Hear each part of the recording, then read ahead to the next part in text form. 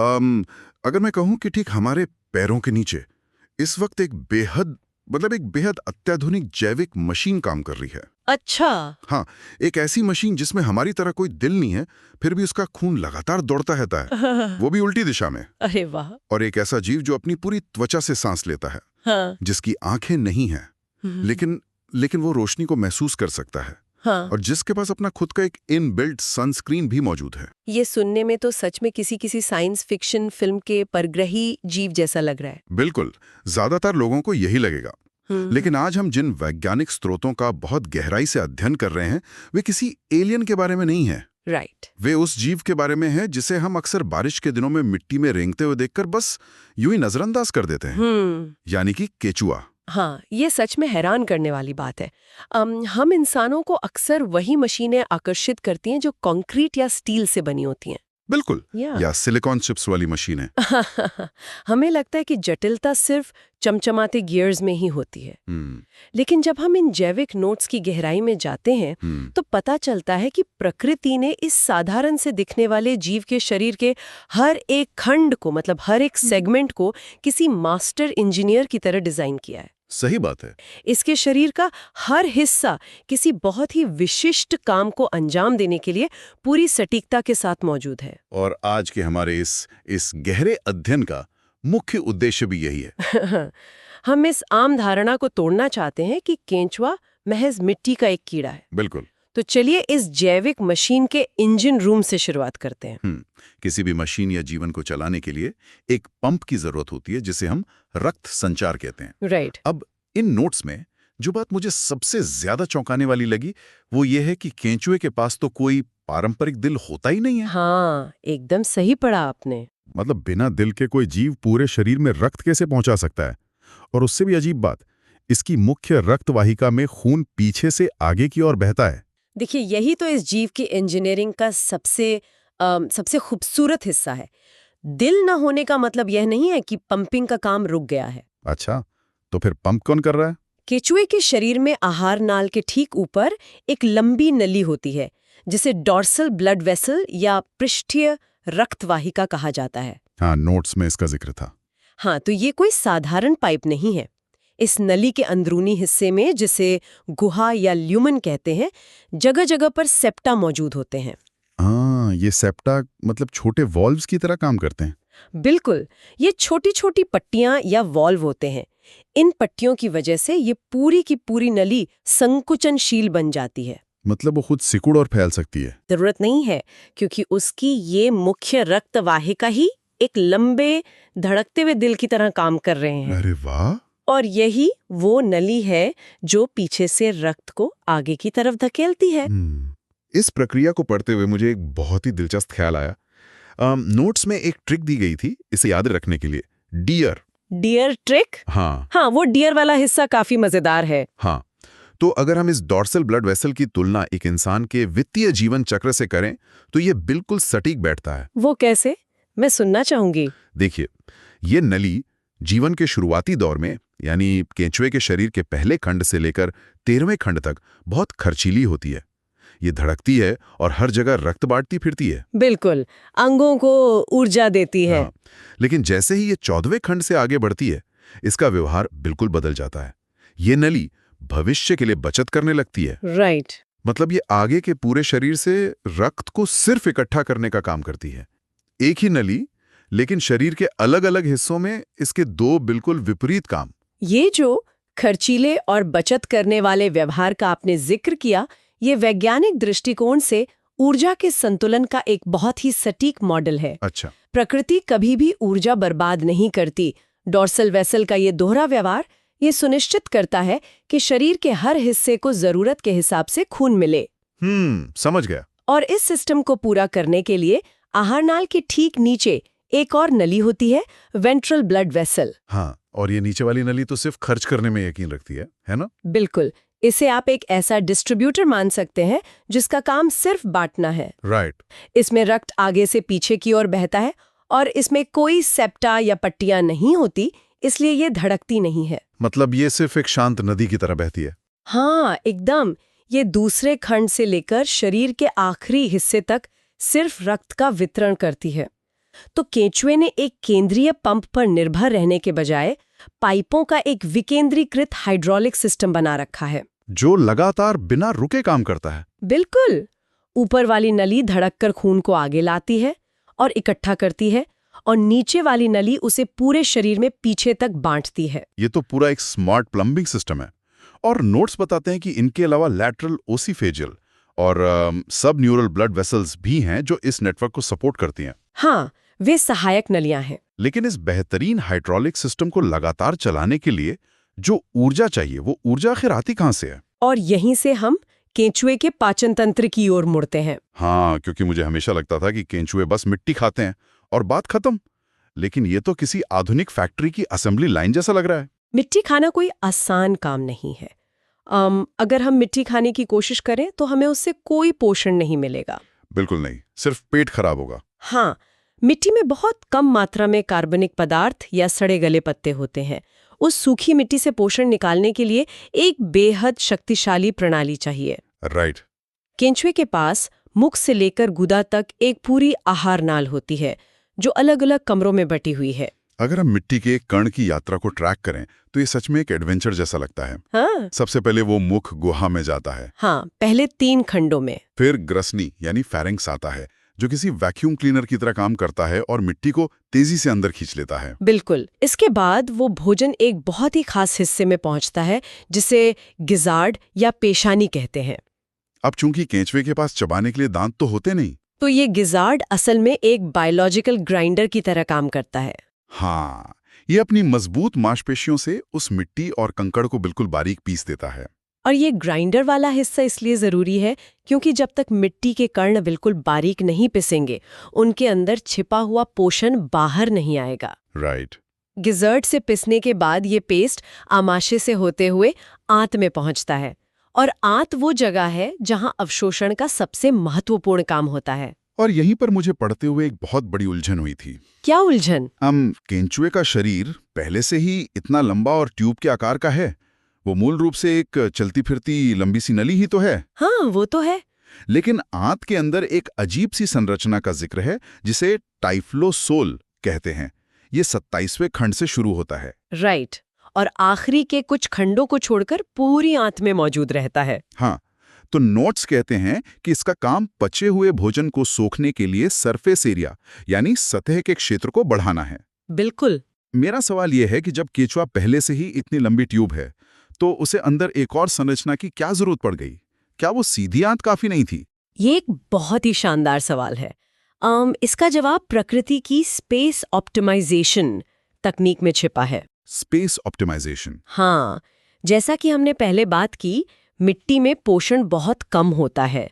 केंचुए को भारी मात्रा में मिट्टी खानी पड़ती है। सही बात है। अगर आंत अंदर से बिल्कुल सपाट और सीधी होती तो पिसा हुआ भोजन बस तेजी से बाहर निकल जाता। केंचुआ उस थोड़े से पोषण को सोखने का मौका ही गवा देता। अच्छा, तो ये टाइफोसोल असल में उस जगह को कैसे बदल देता है? इसे ऐसे समझिए। कल्पना कीजिए कि आपके पास एक छोटा सा संकरा कमरा है और आपको उसमें हजारों किताबें रखनी है। मुश्किल काम है। हाँ, अगर आप सिर्फ चारों दीवारों के सहारे किताबें रखेंगे तो जगह तुरंत भर जाएगी। लेकिन अगर आप उस कमरे की छत से बीचों बीच एक बड़ा सा फोल्डिंग शेल्फ लटका दें, अरे वाह, तो उसी सीमित कमरे में हम कई गुना ज्यादा किताबें रख पाएंगे। बिल्कुल। टाइफ्लोसोल आंत की छत से लटकी हुई वैसी ही एक संरचना है। यह आंत के अंदर की सतह को मोड़कर इतना बढ़ा देती है कि भोजन आंत से गुजरते हुए ज्यादा हिस्सों को छूता है। मतलब ये गारंटी है कि मिट्टी के हर एक कण से पोषण की आखिरी बूंद तक निचोड़ ली जाए। हाँ, वो भी शरीर का आकार बढ़ाए बिना। वाह, ये फोल्डिंग शेल्फ वाली बात से दिमाग में एकदम स्पष्ट तस्वीर बन गई है ना? तो अब हमारे पास ऊर्जा आ गई। गिजार्ड ने भोजन पीस दिया, टाइफ्लोसोल ने ऊर्जा सोख ली। लेकिन अब उस सोखी गई ऊर्जा का क्या होगा? उसे प्रोसेस करना होगा। हाँ, और हम इंसानों में ये काम लिवर करता है, लेकिन एक केंचुए के पास तो लिवर जैसा कोई बड़ा अंग हो नहीं सकता। बिल्कुल नहीं, उनके पास इतनी जगह कहाँ है। लेकिन इन नोट्स को पढ़ते हुए मुझे हैरानी हुई कि केंचुए के द्रव में तारे के आकार की कुछ खास कोशिकाएं तैरती रहती हैं, क्लोराइगोजन कोशिकाएं। राइट, क्लोराइगोजन सेल्स। और इनका काम बिल्कुल हमारे लिवर जैसा है। ये भोजन को ग्लाइकोजन के रूप में संचित करती हैं। देखिए, विकासवाद की यही बात सबसे ज्यादा रोमांचित करती है। इसे जीव विज्ञान में कन्वर्जेंट एवोल्यूशन कहते हैं। अच्छा, इसका क्या मतलब हुआ? मतलब जीव, चाहे इंसान हो या मिट्टी में रेंगने वाला केचुआ, जीवन की बुनियादी जरूरतें एक जैसी ही होती हैं। हाँ, बुरे वक्त के लिए ऊर्जा बचाना। एकदम सही। केचुए के पास अलग से लिवर बनाने की जगह नहीं थी, तो प्रकृति ने उसके शरीर के द्रव में तैरने वाली उन तारे के आकार की कोशिकाओं को ही लिवर का काम सौंप दिया। मतलब काम एक, लेकिन रूप अलग। हाँ, ये कोशिकाएं इंसानी लिवर के एनालॉगस यानी समवृत्ति हैं। ये तो अंदर की दुनिया हो गई, लेकिन केचुए का बाहरी स्वरूप और उसकी संवेदनशीलता भी उतनी ही अनोखी है। बिल्कुल, बाहर से भी वो एक जटिल मशीन है। एक तथ्य जिसने मुझे बहुत सोचने पर मजबूर किया, केचुए की आंखें नहीं होती। हाँ, वे पूरी तरह अंधे होते हैं। अब जरा सोचिए, एक जीव ऐसे वातावरण में रहता है जहां हर तरफ खतरे हैं, पक्षी उसे खाना चाहते हैं, इंसान फावड़े चला रहे हैं और वो अंधा है। ये डरावना लग सकता है। तो वो बिना आंखों के अपनी दुनिया को कैसे समझता है? देखिए, आंखें न होने का मतलब ये नहीं है कि वे अपनी दुनिया से कटे हुए हैं। उनकी पूरी त्वचा ही एक तरह से उनका सेंसरी ऑर्गन है। त्वचा से कैसे देखते हैं?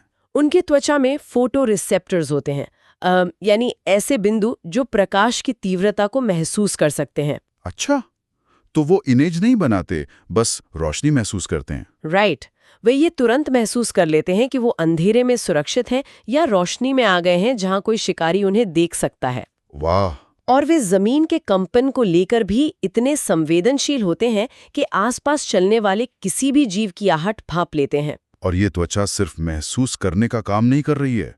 नोट्स में क्यूटेनियस रेस्पिरेशन का जिक्र है, यानी त्वचा के माध्यम से सांस लेना। वो उनका फेफड़ा भी है। बिल्कुल, केचुआ ऑक्सीजन को सीधे अपनी नम त्वचा से सोखता है। और इसके लिए त्वचा का नम रहना बहुत जरूरी है ना? बहुत जरूरी। अगर केचुए की त्वचा सूख गई तो उसका दम घुट जाएगा। इसीलिए वे मिट्टी के अंदर नमी में रहना पसंद करते हैं। लेकिन कभी-कभी उन्हें बाहर आना पड़ता है, और बाहर सूरज की खतरनाक पराबैंगनी किरणें होती हैं। हाँ, यूवी रेज। इस समस्या का भी प्रकृति ने गजब का समाधान निकाला है। केंचुए के शरीर का जो भूरा रंग होता है, वो सिर्फ मिट्टी में छिपने के लिए नहीं है। अच्छा, तो उसका और क्या काम है? वो रंग पोरफायरिन नाम के एक पिगमेंट के कारण होता है, और ये असल में एक प्राकृतिक सनस्क्रीन की तरह काम करता है। अरे वाह, ये तो बहुत ही शानदार डिफेंस मैकेनिज्म है। हाँ, उन्हें सूरज की किरणों से जलने से बचाता है। और इन बाहरी विशेषताओं को पढ़ते हुए मुझे एक और मजेदार बात मिली। वो क्या? इनकी जो नर्व कॉर्ड या तंत्रिका रज्जू होती है, जो दिमाग से शरीर में सिग्नल भेजती है, वो शरीर के निचले हिस्से यानी वेंट्रल साइड पर होती है। हाँ, इंसानों से बिल्कुल उलट। हाँ, हम में ये पीछे की तरफ होती है। और मजेदार बात यह है कि कॉकरोच में भी नर्व कॉर्ड ठीक इसी तरह नीचे की तरफ होती है। इसके पीछे का विज्ञान बहुत ही तार्किक है। जमीन पर रेंगने वाले ज्यादातर अकशेरुकी जीवों में तंत्र का तंत्र नीचे ही होता है। ऐसा क्यों? ये एक डिजाइन सिद्धांत है। जो जीव पेट के बल रेंगते हैं, उनका निचला हिस्सा जमीन के सबसे करीब होता है। अच्छा, तो जमीन की जानकारी जल्दी मिल जाती है। बिल्कुल। तापमान, नमी या कंपन की जानकारी सीधे और तेजी से उनके नर्वस सिस्टम तक पहुंच जाती है। ये हर चीज के पीछे का कारण समझने वाली बात है। कुछ भी बेतरतीब नहीं है। प्रकृति में कुछ भी रैंडम नहीं होता। ठीक है, हमने ब्लड पंपिंग सिस्टम देख लिया, उस स्मार्ट डाइजेशन को समझ लिया जहां फोल्डिंग शेल्फ लगी है, और उनका सनस्क्रीन भी देख लिया। हाँ, लेकिन जीव विज्ञान का अंतिम लक्ष्य तो बस एक ही होता है, सर्वाइवल और अपनी प्रजाति को आगे बढ़ाना, यानी प्रजनन। हाँ, और यहां हम इस अध्ययन के सबसे चौंकाने वाले हिस्से पर आते हैं। नोट्स बताते हैं कि केंचुए उभयलिंगी यानी हर्मेफ्रोडाइट्स होते हैं। राइट, एक ही शरीर में नर और मादा दोनों अंग। लेकिन फिर भी वे क्रॉस फर्टिलाइजेशन करते हैं। मतलब प्रजनन के लिए दो अलग-अलग केंचुओं का मिलना जरूरी है। ये बहुत ही महत्वपूर्ण बिंदु है। आमतौर पर हम सोचते हैं कि अगर दोनों अंग हैं तो वो खुद ही प्रजनन कर लेगा। हाँ, किसी दूसरे की क्या जरूरत? लेकिन विकासवाद की नजर से सेल्फ फर्टिलाइजेशन एक बहुत बड़ा जोखिम है। और यहीं पर मेरे दिमाग में एक सवाल ने दस्तक दी थी। नोट्स में एक शब्द है प्रोटोएंड्रस कंडीशन। प्रोटोएंड्रस स्थिति। हाँ, ये बहुत अहम टर्म है। इसका मतलब है कि केंचुए में नर जननांग मादा जननांगों से पहले ही विकसित हो जाते हैं। अब जरा सोचिए, ये तो एक बड़ा टाइमिंग एरर नहीं है? टाइमिंग एरर मतलब एक पुर्जा पहले बन गया और दूसरा बना ही नहीं। प्रकृति ऐसा बेमेल काम क्यों करेगी? देखिए, जो चीज पहली नजर में डिजाइन की खामी लग रही है वो असल में प्रकृति की एक बेहद चालाक रणनीति है। अच्छा, वो कैसे? ये प्रोटो एंड्रस स्थिति ही वो तंत्र है जो केचुए को सेल्फ फर्टिलाइजेशन करने से रोकता है। ओह, जरा सोचिए, अगर नर और मादा दोनों अंग एक ही समय पर परिपक्व हो जाते तो केचुआ आसानी से खुद को ही निषेचित कर लेता। और इसका नतीजा होता है इन ब्रीडिंग। बिल्कुल, जेनेटिक विविधता खत्म हो जाती और आने वाली पीढ़ियां कमजोर पड़ जाती। मतलब अलग अलग समय पर अंगों का विकसित होना ये सुनिश्चित करता है कि उसे किसी दूसरे केंचुए के पास जाना ही पड़ेगा। एकदम सही। ये जेनेटिक मजबूती बनाए रखने की गारंटी है। ये तो वाकई जीनियस है। और इनका ये मिलन भी ज्यादातर रात के समय और बारिश के मौसम में होता है। हाँ, जब मिट्टी नम होती है। लेकिन जो चीज मुझे सबसे ज्यादा अद्भुत लगी वो है कोकून का निर्माण। 14वें, 15वें और 16वें खंड में एक हिस्सा होता है क्लिटेलम। राइट, वो एक चिपचिपा पदार्थ छोड़ता है। हाँ, जो सूखकर कोकून बन जाता है और सारा निषेचन शरीर के बाहर इसी कोकून में होता है। इसे आप एक तरह का बाहरी इंक्यूबेटर कह सकते हैं। ये मिट्टी के अंदर अंडों की रक्षा करता है। और इसमें भ्रूण के पोषण के लिए एल्ब्यूमिनस द्रव भी होता है। बिल्कुल जैसे मुर्गी के अंडे के अंदर जर्दी होती है। और एक और बात, इनमें कोई लार्वा चरण नहीं होता।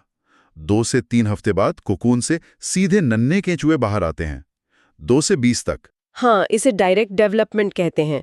बाहर आते ही वे मिट्टी में अपना काम शुरू कर देते हैं। और काम से याद आया, नोट्स के अंत में एक जानकारी है जिसने मेरे सोचने का नजरिया ही बदल दिया। कौन सी जानकारी? केचुए के शुक्राशय यानी सेमिनल वेसिकल में मोनोसिस्टस नाम का एक प्रोटोजोआ परजीवी रहता है। हाँ, ये एक अंतः परजीवी है। मतलब केचुआ सिर्फ बाहर के इकोसिस्टम को नहीं संभाल रहा, वो खुद भी कई सूक्ष्म जीवों के लिए एक चलता फिरता ब्रह्मांड है। ये प्रकृति की सबसे गहरी सच्चाइयों में से एक है। जीवन कभी भी अकेले मौजूद नहीं रहता, ये हमेशा एक दूसरे पर निर्भर करता है। बिल्कुल। एक केंचुआ जो खेत की मिट्टी को जीवित रखता है, वो खुद भी अपने भीतर जीवन को पनाह देता है। यही जीव विज्ञान का असली सौंदर्य है। तो आज हमने जो नोट्स खंगाले हैं उन्होंने साबित कर दिया है कि केचुआ महज रेंगने वाला कोई साधारण कीड़ा नहीं है। बिल्कुल नहीं। इसका हर एक खंड मास्टर क्लास इंजीनियरिंग है। वो बिना दिल वाला हाइड्रोलिक सिस्टम, फोल्डिंग शेल्फ वाला टाइफोसोल और वो प्रोटो एंड्रस टाइमिंग। ये अध्ययन हमें याद दिलाता है कि किसी जीव का महत्व उसके बाहरी रूप रंग से तय नहीं होता। सही कहा। जो चीज बाहर से सुस्त दिखती है, उसके अंदर जीवन को बनाए रखने के लिए एक अत्यंत परिष्कृत प्रणाली मौजूद हो सकती है। बिल्कुल। लेकिन इससे पहले कि हम इस गहरे विश्लेषण को विराम दें, मैं एक जरूरी विचार की ओर ध्यान खींचना चाहता हूं। हाँ, बताइए। हमने देखा कि केंचुए की ये अत्याधुनिक मशीन कितनी ओपन है। ये सीधे अपनी संवेदनशील त्वचा से सांस लेता है। राइट, वो सीधे पर्यावरण के संपर्क में है। अब जरा सोचिए, जब ये जैविक मशीन बाहर की दुनिया के प्रति इतनी संवेदनशील है, तो आधुनिक कृषि में इस्तेमाल होने वाले रासायनिक उर्वरकों और कीटनाशकों का इस पर क्या असर होता होगा? ये तो बहुत ही विनाशकारी होगा। बिल्कुल। क्या हमारी मिट्टी को उपजाऊ बनाने वाले ये सबसे बेहतरीन और पुराने इंजीनियर अनजाने में हमारे ही द्वारा नष्ट तो नहीं किए जा रहे? ये एक बहुत ही गंभीर और परेशान करने वाला सवाल है। हाँ, क्या हम अपने पैरों के नीचे काम कर रही इस शानदार मशीनरी को हमेशा के लिए तोड़ रहे हैं? इस सवाल पर विचार जरूर कीजिएगा।